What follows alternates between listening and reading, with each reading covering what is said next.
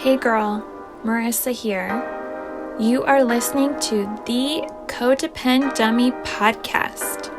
As a young woman, you have been raised, reinforced, and rewarded for putting the needs of others above your own. Now, in your 20s, you're finding yourself exhausted, exasperated, and enveloped in shit relationships, especially the one you have with yourself. Codependency is a way of being where we put the feelings, wants, and needs of others above our own in an unconscious attempt to meet our own feelings, wants, and needs. Sorry to break it to you, sis, but that is not sustainable. This podcast is to help you undo all that so you can stop playing small and start taking up space, you dummy. Let's get to it. Hey girl, hey. It's your hostess, mostest, your girl, Marissa. How's it going? I don't know if I like how this is starting already, but we'll keep it going. So today, this week's episode, I don't want to be here, but I'm here. The question to answer, the question we are investigating is, why do I go to things I don't want to? And how do I stop? I don't want to be here, but I'm here. Not as in here with you. I love being here with you, but that thought truly could be the tagline that encapsulates my unwritten autobiography. Codependummy, I don't want to be here, but I'm here. I'd rather be home, but I'm here. I'd rather be with friends, but I'm with this person. I'd rather be working on my podcast, but instead I'm feigning interest at this unnecessary meeting. It's the story of my life, and I'm guessing yours too, my dear sweet codependent dummy. So why do I find myself in places I don't want to be and remain there? That is today's question. But before answering that, diving in, let's check in. Deep breath in and out. Deep breath in and out. Deep breath in and out. And some grounding. Putting your feet on the floor if you can, sensing your seat underneath you. And looking around, I want you to notice one thing you can see, hear, taste, touch, and smell. I can see my ring light. I can hear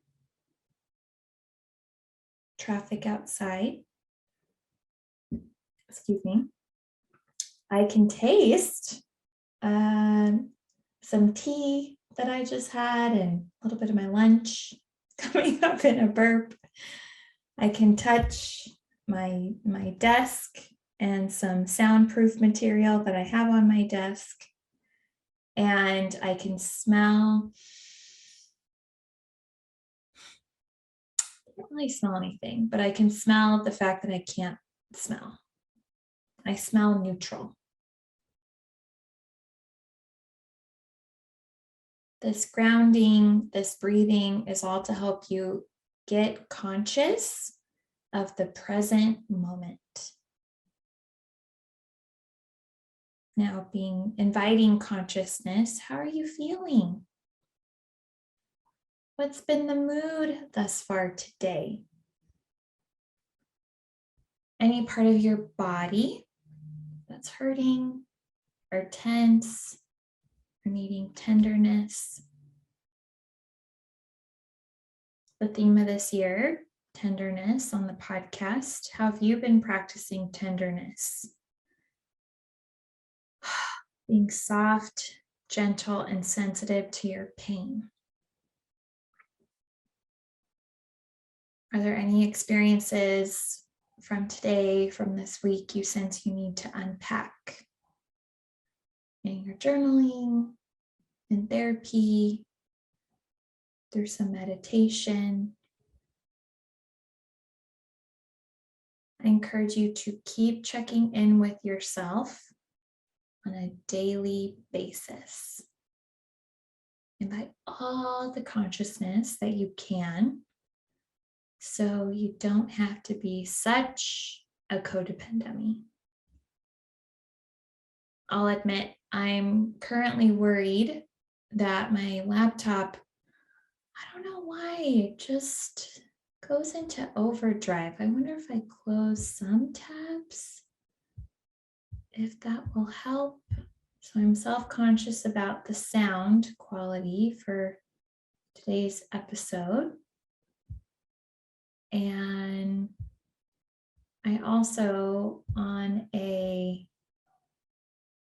employment social media forum, I just got an invite to connect with an ex-boyfriend. It's like, really? It's been over 10 years. He's the one who I was most codependent with, and I talk about at some frequency. So letting him go in love and light. And all right, let's discuss why today, this episode, this week's topic. Why throughout my 20s, I often found myself thinking, I don't want to be here, but I'm here. And I unfortunately and fortunately still find myself thinking that way now at 33.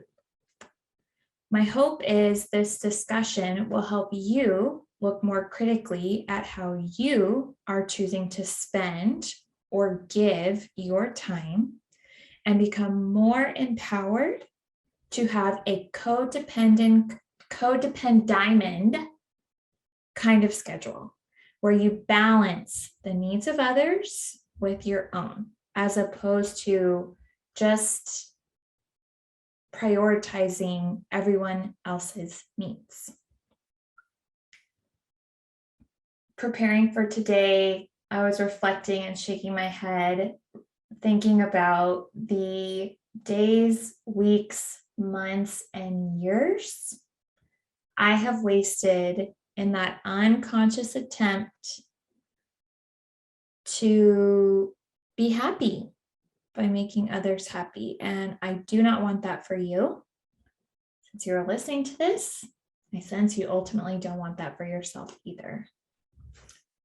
We are going to look at this topic through a lens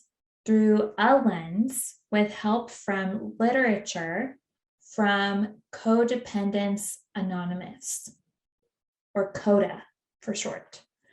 Codependency Anonymous is a 12-step program for codependents, and the only requirement to attend meetings is a desire for healthy and loving relationships. CODA, as a group, they've been around for decades.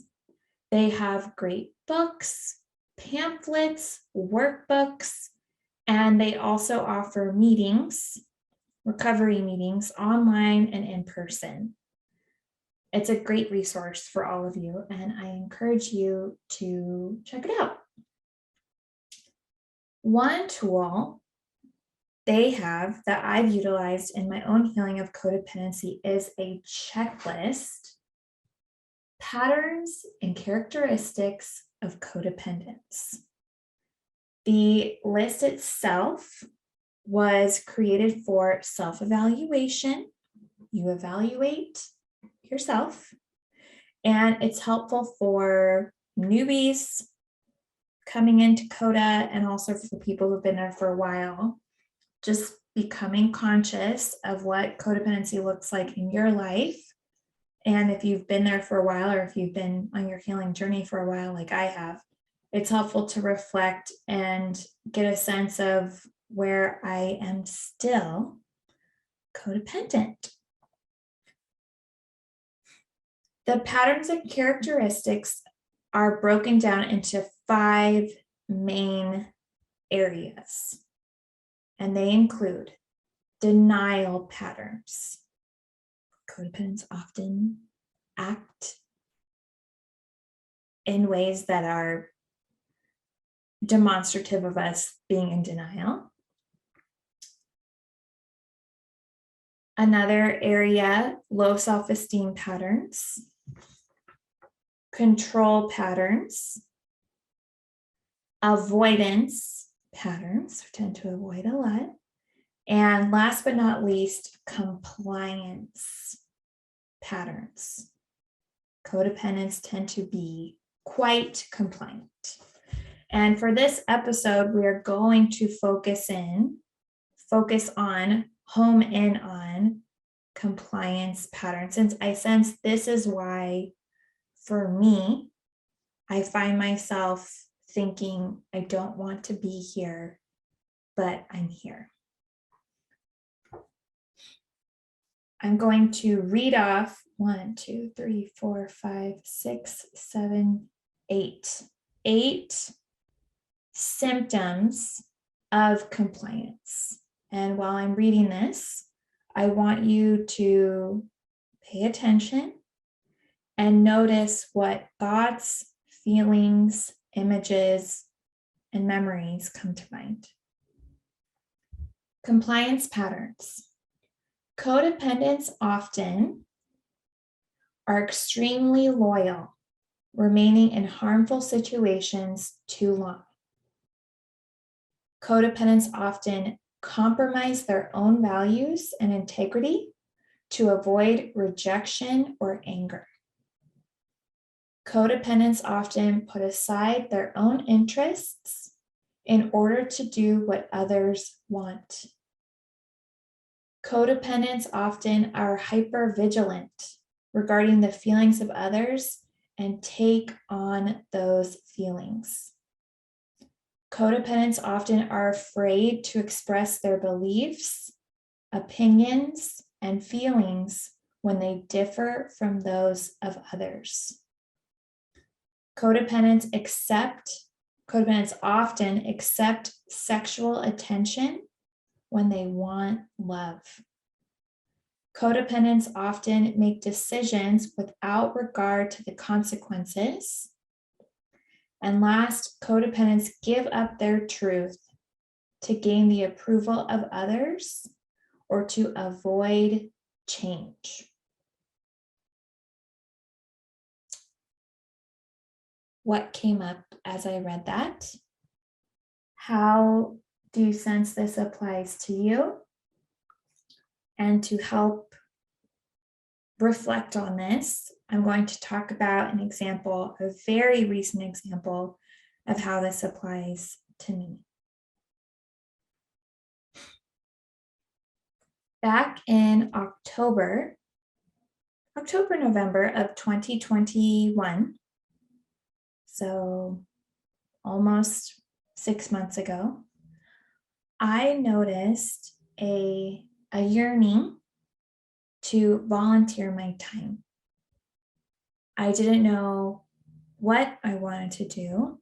I didn't know when I wanted to volunteer, but I put it out to the universe. universe, I have some time during the week, and I'd like to commit that time to helping others, helping the community. I knew that I could volunteer at a food pantry, could tutor little kids, go visit lonely residents in nursing homes, and so on. Yet I wasn't sure what of all the options I have to volunteer, what I wanted to do, but just, okay, I want to serve in some capacity, putting it out there. Please help me find something that is in alignment with my values, my priorities, my heart. And at the end of November, I bumped into a family friend who knew I was a licensed therapist. She knew I was passionate about the field. And she said, would you like to be a board member for this nonprofit's local chapter? Yeah, because I'm a therapist. I want to help in the area. I have good clerical skills. I'm young and hip and, oh yeah, I can help with social media or I don't know. I'd love to. And I dove in without truly thinking about it. One of the symptoms, I made a decision without regard to the consequences. This woman who invited me, we had a brief phone call after I bumped into her. I got a brief overview of the board, and I emphasize brief, and I emphasize my part in keeping it brief. I didn't get a thorough introduction, and I neglected to get the thorough introduction. I didn't ask truly what is entailed, what time, how often, what are the current goals and priorities, what is the short-term plan? Nada, nothing. I sense that unconsciously I made a lot of assumptions that I wasn't even conscious of. And I failed to reflect and ask, what is involved? What are the values and the mission? How best can I apply my strengths to this group and discern, does this truly align with how I want to serve? Yes, it was related to mental health, and also with mental health, I could do a ton of things. I could work with veterans. I could work on anti-bullying in high schools.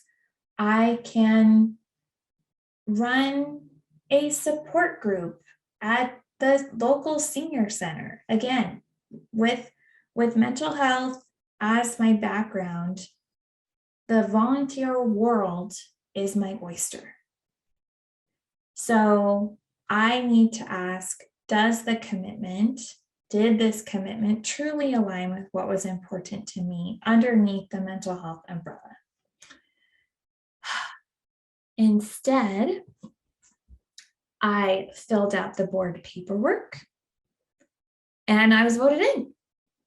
And I started as a board member, I believe, at the first meeting I attended. I did not serve as a guest. Again, my part. what would it have been like to say, when is the next meeting? Can I attend as a guest? Can I attend a handful of meetings as a guest? Okay, we're noticing.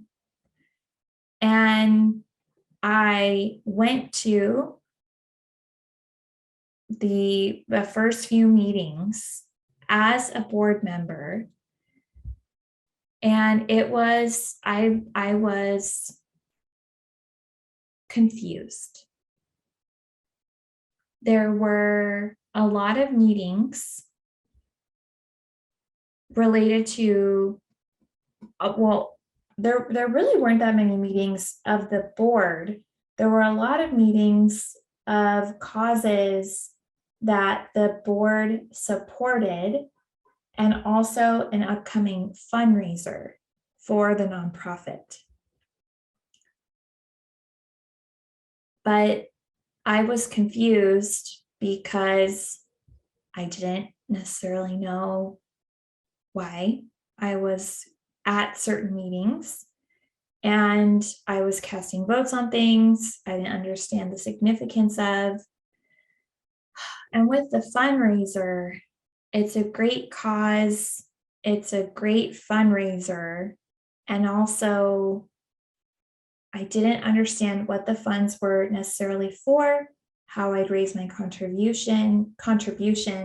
And I started to have flashbacks to when I was in Girl Scouts and I had to go door to door with my sister and my dad to try to sell cookies to our neighbors. And we always waited till the last minute, and it was very stressful.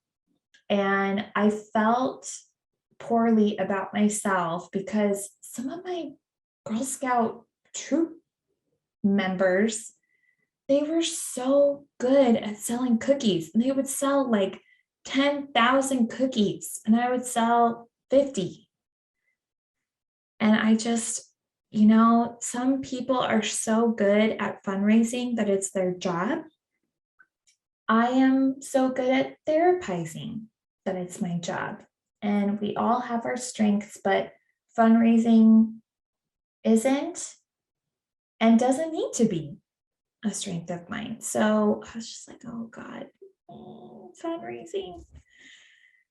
And despite my confusion, despite being at meetings that I didn't want to be at, that were affiliated with the board, despite not truly knowing what my role was, I continued to attend.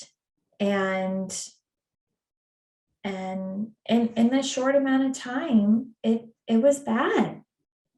One meeting I went to, it was a group that I was attending as a guest to learn more information, and it was somewhat affiliated with our local chapter.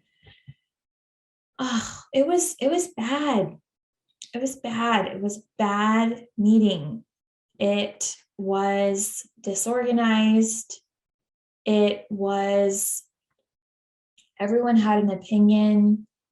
It was over Zoom, and people were muted and they were talking, and they were unmuted and they were not talking, but they were making a lot of noise. And the woman who was leading the meeting, right, being codependent, being compliant, I was hypervigilant regarding her feelings, and I took them on.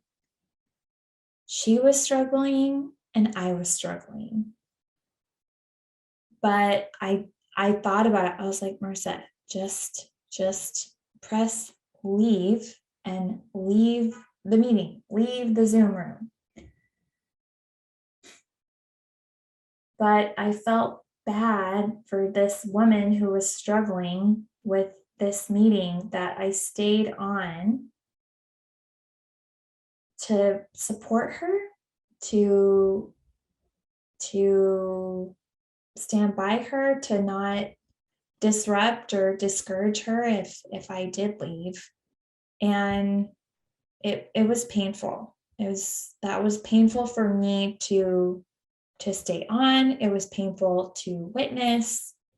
And I honestly, I don't know how I coped with it later on that evening or the next day. I'm sure it wasn't the healthiest form of coping. So I'm feeling misaligned. There's strain when I'm in these meetings, but I'm a therapist, and I should want to help with this mental health nonprofit, right? And I recall I shared about just with I have accountability partner. I was like, oh, I need to be better at my time commitments. Some blanket statement like that. She was like, what do you mean? I was like, well, I went to this meeting and I've been going to these meetings, and the bad meeting had just happened. And I was like, I just got to get better at leaving early. And she's like, uh-huh. And I sensed what I really needed to get better at was not staying in meetings and also not going. If I don't want to be there, don't be there. So, I'm gathering data unconsciously in December, in January, and February. And I'm trying to make it work. And how I was trying to make it work was if and when we had a meeting, I would be multitasking. So I'd be watching my nephew, or I'd be catching up on emails, or I'd be reading up on the news. And no, I'm counting the minutes until the meeting is adjourned. I'm feeling disinterested, but acting interested. And the dissonance, the contrast, the disparity between how I was acting in the meetings and how I was feeling was just continuing to be pulled. And this all culminated in our monthly meeting in February, so about a month ago, maybe like a month and some change. We had been starting in the evening pretty late, and then they pushed the meeting back even later. I was like, oh God, look, I go to bed so early, guys, like so early. And I love my morning routine. I love my evening routine. I love that I've cultivated both of them for years to thus be more present with you and my patients, my friends and family. And this meeting was interfering with my evening routine. So to cope with it, I got ready for bed before.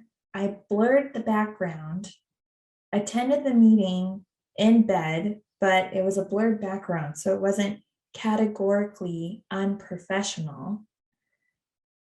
And I'm not present, but I'm extremely loyal. That symptom of compliance. I am extremely loyal, and I remain in harmful situations too long. This was too long. It was 3 months of too long. No, it's not a toxic relationship. No, it wasn't physically harmful to myself. No, it wasn't as bad as other codependent commitments I'd made and kept in the past, like jobs that I've stayed at for years or boyfriends I've dated for months and years. No, it wasn't any of those things. And also, this is over a decade of therapy. I don't even know. Like 8 years learning to be a therapist and or being a therapist, journaling, 12-step meetings, I said therapy, but lots of therapy and reading and writing and meditating and all the work and all the things I've done to be where I want to be and not be where I don't want to be. And when I'm somewhere where I don't want to be, I can leave. That's the tagline of my healing journey. Being where I want to be, not being where I don't want to be. And when I'm somewhere I don't want to be, I leave. That is the tagline. So it was too long. And it doesn't seem like a big deal. One hour a month, it's not a big deal. It's for mental health. All the things, all the reasons, all the rationalization I can do, yet I didn't want to be there. So I caught up on the news. I checked my email. I am in my pajamas, counting the minutes for the meeting to end. It's painful because, again, people have opinions, and I don't know necessarily why we're all there, and I don't know necessarily why we're all privy to everyone's update about things that I didn't sense were necessary for me to know. So how I coped with the dissonance, with the internal contrast to my external behavior, was sitting there. I murdered my cuticles. I murdered my cuticles, my poor cuticles. I physically wanted to pull myself out of the meeting, and I ended up metaphorically pulling myself out by pulling back all the skin that stuck out or seemed unnecessary. I just like look, I'm like, yeah, that skin doesn't need to be there. No, that's a little uneven. There's a name for it. It's called trichotillomania. People do it for different things. I've had a history with it. Talk about that in another episode. And yet, here I am. My nails are long and shiny. I'm on the outside looking like long hair and shiny. And yet, I just like pick, too much pick. I murdered my cuticles. I harmed myself because I didn't want to be there, and I couldn't leave. I couldn't leave. So that meeting ended, and I believe I had therapy the next day. Brought that to my therapist. And even before the session, it wasn't evident that, oh, you need to withdraw from your position. It was like, oh, this meeting and these people and me, look at me, I'm so terrible picking at all my cuticles. Which is one perspective. And also, what's underlying this? What's underlying the picking? What is hard about leaving these meetings early? What would it mean to send an email and say, thank you for having me. I've come to the conclusion that I'm no longer to be on the board. That's what we talked about in my therapy session. So recognized it was not sustainable to continue to serve on this board. I drafted an email to the woman who invited me. Personally, I did want to reach out to her. And I drafted an email to send to everyone. And I shared the drafts with my husband, who is not codependent. And he's like, yeah, that's good. Just send it. Which is so obvious. And yet I know, my dear sweet listener, it is not that obvious to you. It is not. The opposite is obvious. You stay, you put up with, you tolerate, stay, labor, suffer, thirst, hunger, go on neglected, crawl. Okay, intellectually, it's cognitively, it's obvious to us, but emotionally, it is not. It is not obvious. Another symptom, I will put aside my own interests in order to do what others want. Another symptom, I will compromise my values and integrity to avoid rejection or anger. I did not want to anger the woman who invited me and a male who was more authoritative in the meetings. I didn't want to anger or sense his rejection either. Hello, parents, right? Authoritative male and female, I'm all worried about. I say parents, like I likely was projecting old feelings of my mom and dad onto them. Story of my life. And looking back, I was not attending those meetings with integrity. I was worried about rejection and anger. I was worried what the other attendees would think. Like, wow, she was only here for a minute.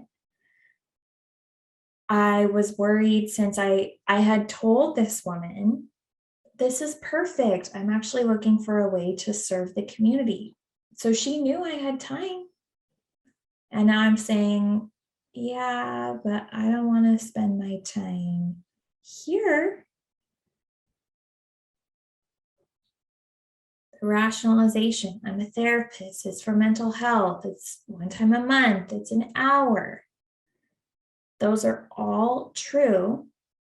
And yet there are causes, nonprofits, and charities that are more aligned with what I, as an individual who is also a therapist working in mental health, there are other causes I can dedicate my time to. I haven't found it yet. And I needed to keep looking since there were a decent amount of board members. There were people who did want to be there. And entrusting that board to them, opening a spot so someone else who's passionate about it could serve on that board while I continue on my search. I sent the email to this woman. I sent the email to the board, and I was met with understanding. Of course, surprise. Just the nicest. I completely understand and let me know if things change kind of email. When I had toiled and deleted and added and we'll have an episode coming up about codependence and emailing and codependency and texting. I digress. So I, this month, have not gone to any of those meetings. I did not attend the monthly board meeting, and my cuticles, they look somewhat healthy. They look somewhat unhealthy because, well, the ones that I picked up, they're, they look healthy. They're doing good. And I feel more in alignment. My evening routine has been interrupted for other things at other times that are more aligned with my priorities and values. And I actually, around the same time, if not overlapping with this, I did find a cause that really speaks to me. I'll share about briefly. I live in a city with a decent homeless population, like a decent amount of homeless people are here.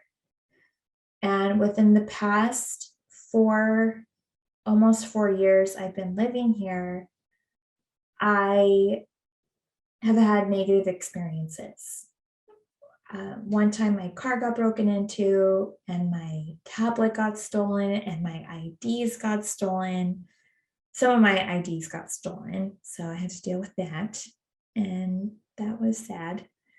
And then another time, I think I've shared about this, but I was slapped on the behind by a homeless man while I was out on a walk. I was working out. And those two situations and some other situations I've heard about from others had left me sad and bitter. Oh man, they broke my window and I had to get fixed, and they stole some of my identification. I had to do these things with the DMV and my credit, and my tablet got stolen, and that guy slapped me on my behind while I'm working out. I'm just trying to work out. Let me work out. I can't work out here anymore, etc. And I since have grown in compassion and understanding with them and with other. There's some prostitution, and I definitely, or sex workers, I feel like that's the new term. So wanting to, definitely having compassion for those women and what they're dealing with, and so spreading that to the homeless population in this city. And I wanting to combat the internal bitterness and also help in a way that potentially improves their day, improves their week, improves their year, improves their life. I have been volunteering to put together bags of food for them. And it has felt so good. I go to the store and I buy stuff, and I've gone to, I take this big bag to donate, and my ego feels so good. And I'm going to start to put different bags together and pass them out. And again, that feels really aligned with what is important to me, given the experiences that I've had. And there are a couple other leadership, volunteering positions, opportunities that I've been introduced to, and I am discerning. There's a group I am hoping to attend to help with my public speaking, so I can be more articulate, so I can be a better storyteller, and thus create better content for you, for myself, future listeners, patients, workshop attendees, etc. This one group that I've been researching and attending, they have an option to attend as a guest 3 times. and then deciding whether to join or not. I'm like, okay, I'm going to take all 3 times. And again, I love this word, and discern. Is this something I want to do? Is this something I can do? Does it align with my goals, my values, my priorities, my schedule? Some decisions may be quicker and others are slow, and that's okay. I want to grow in wisdom from the experience I had with this nonprofit. And to grow, then making that quick decision on one side of the spectrum, taking my time on the other end of the spectrum, finding somewhere in the middle. I've been talking to people in the group individually, asking about their experience, why they joined, how it's helped them. So collecting data and then proceeding. And it feels good. I feel bad. They contacted me after the first meeting I went to, like, hey, let us know if you want to join. We loved having you. I'm like, oh, I'm going to attend as a guest again. Sorry. They were like, hey, it was so nice having you for a second time. And I was like, I'm going to come as a guest a third time. So sensing that was best initially and sticking with that through this process. In CODA, going back to this lens, they also, I'll put a link to the website, they have these patterns of characteristics of codependence spelled out for self-evaluation. And they also have, in contrast to that, healthy patterns and characteristics of recovery. And one of the symptoms that replaces that is cultivated in recovery related to compliance is I'm committed to my safety and leave situations that feel unsafe or are inconsistent with my goals. I am committed to my safety and leave situations that feel unsafe or are inconsistent with my goals. And that is where I am at currently with the commitments I'm making this month and in general. And also I am working on my codependency all the time, baby girl, all of the time, cultivating that codependent diamond life. Turning to you. Questions. Where are you going that you don't want to go? What are you doing that you don't want to do? And why? Getting to the why is very important. So this week, I encourage you to reflect. I encourage you to identify one commitment, one invitation, one occasion to say no to, if it's out of alignment. You can also, if you find yourself somewhere, leave early. Identify one thing to leave early. Don't murder your nails or smoke or drink or binge to cope with the realization, I don't want to be here, but I'm here. I don't want to be here, but I'm here and I'm leaving. Try to align your actions with your priorities.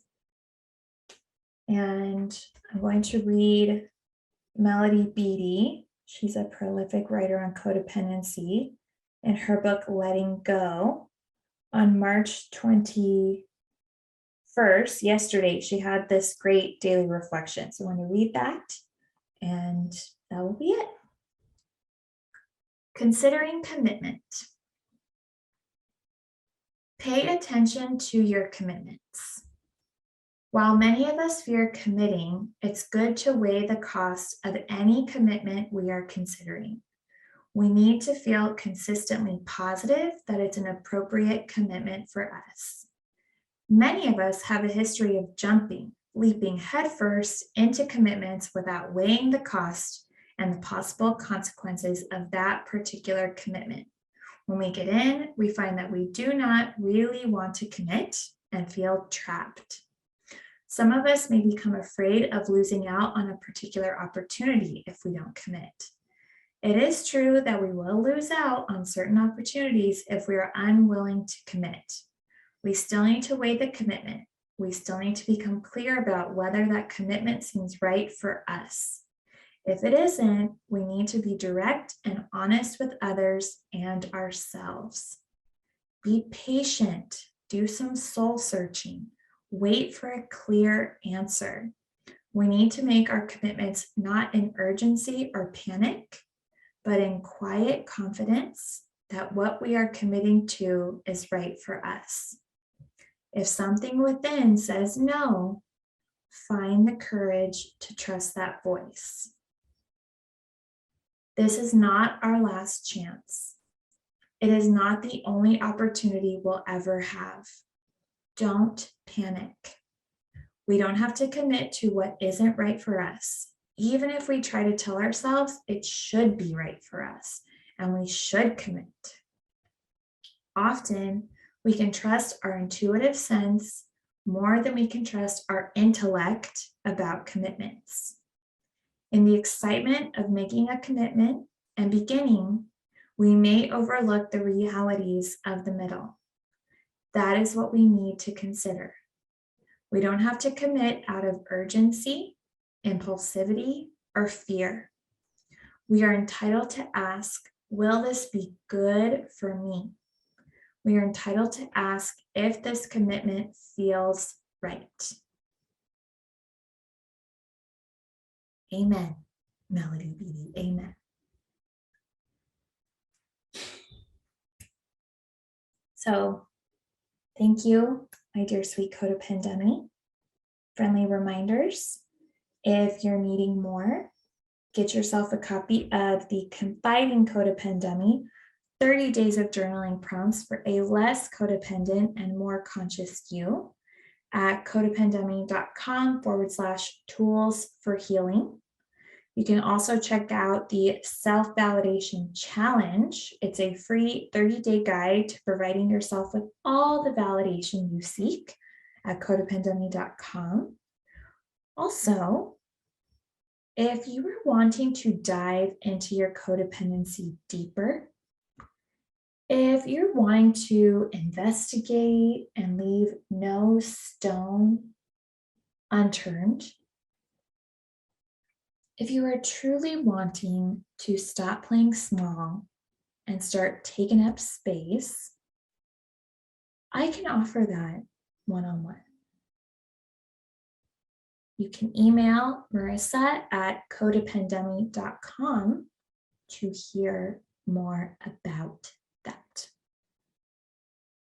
As always, RRSS, please rate, review, subscribe, and share this episode with someone who you sense will resonate. I love you. I'm offering all the tenderness, all the sensitivity to your pain that I can, and I will see you next week. Take care. Hey girl, it's Marissa again. I'm not like a regular podcaster, I'm a cool podcaster, right?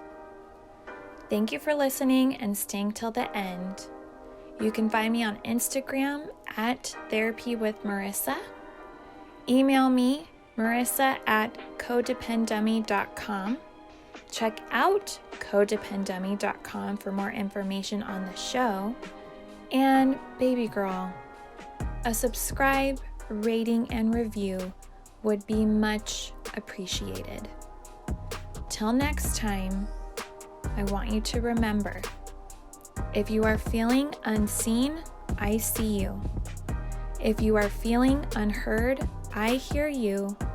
And if you think that you don't matter, know that you matter to me. I want you to go out there so you can stop playing small and start taking up space, you dummy. And now, the disclaimer. Girl, this is not therapy, and I am not your therapist. This podcast is designed to provide accurate and authoritative information in regards to the subject matter covered. It is given with the understanding that neither the host, publisher, or guests are rendering any legal, clinical, or other professional service. If you want or need a professional, please find one.